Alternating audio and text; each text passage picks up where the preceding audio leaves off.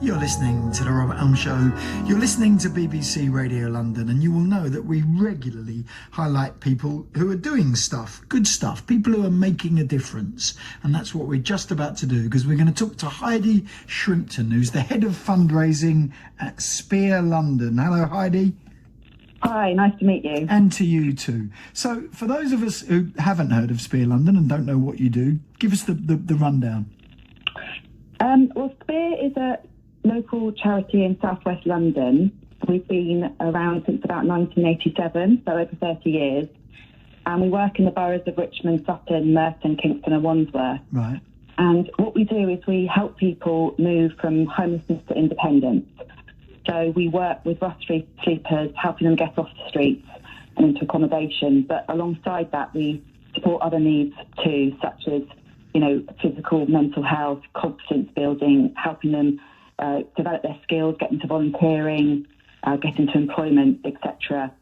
We also do things like peer mentoring and get the clients involved in our services as well. So we do a lot of support alongside the accommodation too, because we believe that getting people to sustain their tenancies means working with the whole person. Would it be fair to say that many people might think of southwest London as a rather affluent part of London and would perhaps think there isn't very much of a problem with rough sleepers? Well, many people do think that, but our numbers have been really, really high this year. Wow. Actually, in some boroughs, they've actually quadrupled in numbers this year.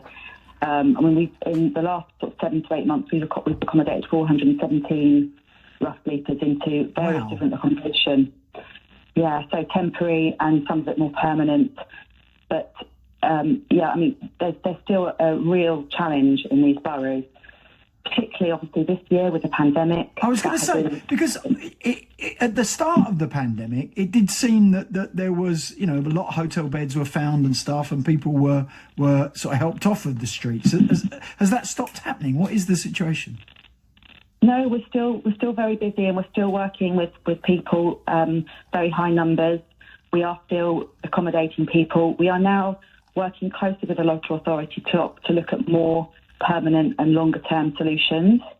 And we do work very closely with the local authority, particularly on that service. We do actually have at Spear 180 bed spaces, but obviously we only have spaces as they come up. And is this spaces in hostels, or what are we talking about? It's various. We have, and it depends on the need. So we have hostels, which are quite highly supported, so they have staff there all through the day and at night. We also have some focused on young people. So we have one in Merton, for example, which is age 16 to 25, which is very much focused on that age group. And then we also have some what we might call HMOs, house of multiple occupancies, or shared houses, which you have people living independently, but they have a key worker visiting them. And then some people are living independently, but again have a key worker on call to support them where needed. So it does vary depending on the needs, and not everybody starts at the same place. It does depend on the person. Obviously, each story is going to be entirely different.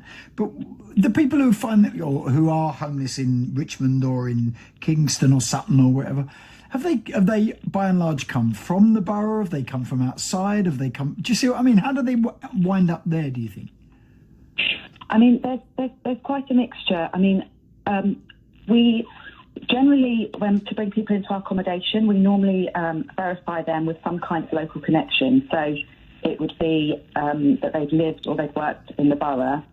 But over the COVID period, we've had to take a slightly different response, because obviously the key thing was getting everyone off the streets to help, stop and prevent the spread of COVID. So we worked quite differently during that period with the local authority to get everybody that we could into a temporary accommodation, and they could be from all different areas.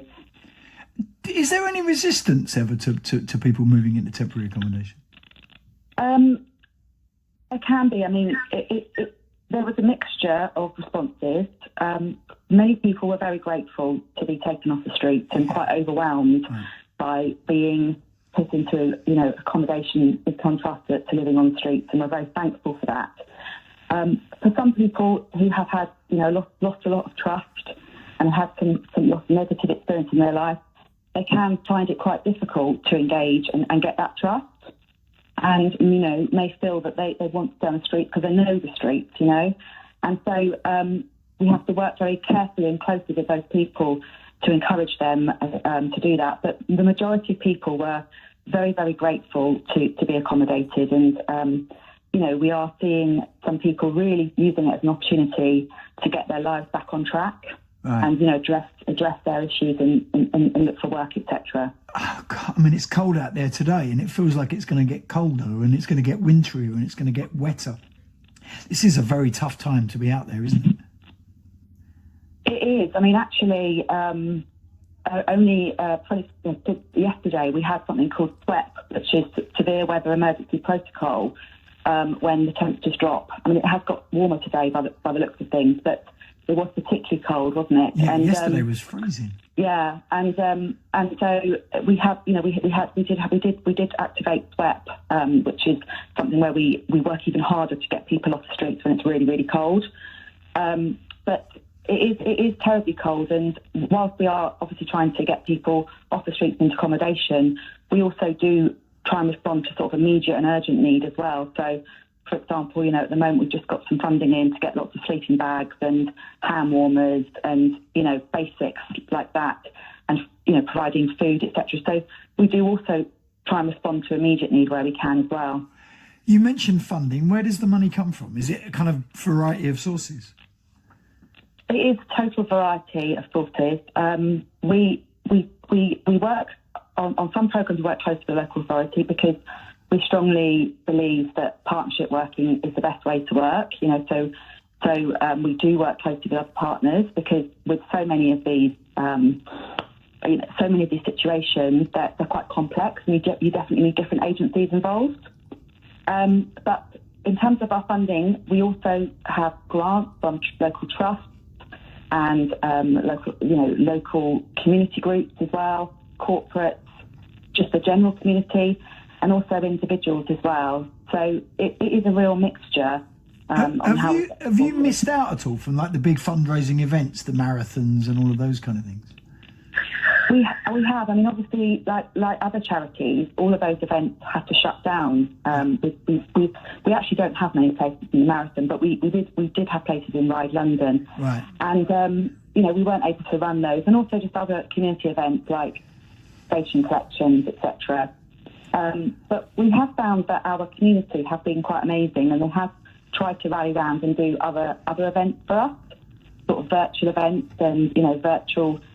There's a Strava app on Just Giving where people are doing these virtual, that they can track their exercise, etc. And you know, we've got people doing online quizzes and all sorts. So we have found that people have tried to find other ways to support us, but you know, obviously there was a big loss there when all the events shut down, and we have had to be very creative to try and think of new ways that people can still get involved, and especially around this festive period, because you know, a lot of people do want to try and still have a bit of team spirit.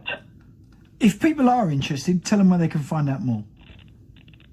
We have a website which is www.spearlondon.org, and on that website we have got some nice ideas that you can get involved with over the festive period.